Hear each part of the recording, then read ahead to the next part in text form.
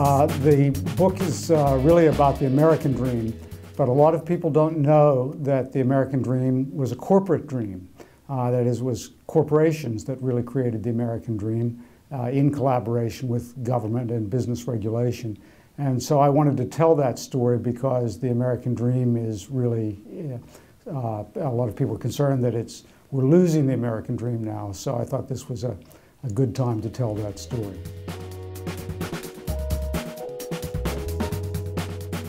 The real question of business ethics, which of course we teach at Babson, is character. And corporate life and a lot of business life is undemocratic. It's top-down. And so there's a contrast, or maybe even a conflict, which we tend to ignore or even try to cover up between business life as it is really lived and our democratic political values. And so the power in business, same as power in government, can corrupt those who hold it.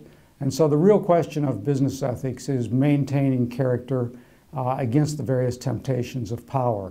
And I think we sometimes lose sight of that in higher education, and especially perhaps in business schools, where we might be tempted to think that the problem is just one of doing the right thing and lose sight of the importance of maintaining character. So if we teach ethics as just a matter of doing the right thing, we're not really teaching ethics. The real question of ethics is, how do you protect your character against the various temptations that you face?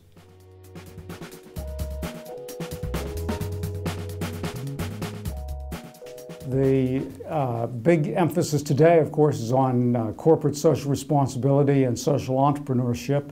And a lot of people have great hope in those things, that they'll lead the way to a better society, help us recover from the recession.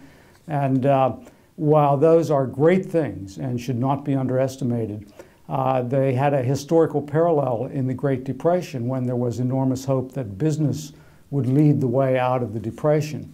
And it's a longer story than I can tell here, but I tell it in the book, of the failure of corporate leadership to deal with the Depression, and how it was necessary ultimately for government and business regulation to intervene and create the American dream. So while I'm all for corporate social responsibility and entrepreneurship, I don't quite go along with the idea that government can't do it. We have to have an alliance between government and corporations and entrepreneurship. And just as government can't do it alone, neither can corporations and social entrepreneurs. So we have to get out of the game of saying that somebody else can't do it, and we all have to be in it together.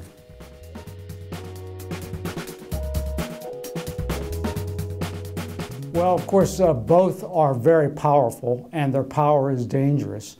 But the sad fact is, as James Madison said, one of the founding fathers, and I quote him in the book, if men were angels, there would be no need for government. And in a sense, the same thing is true of corporations. If people were not born hungry and didn't have material needs, we wouldn't need business enterprise to fill up our stomachs and feed us and so forth.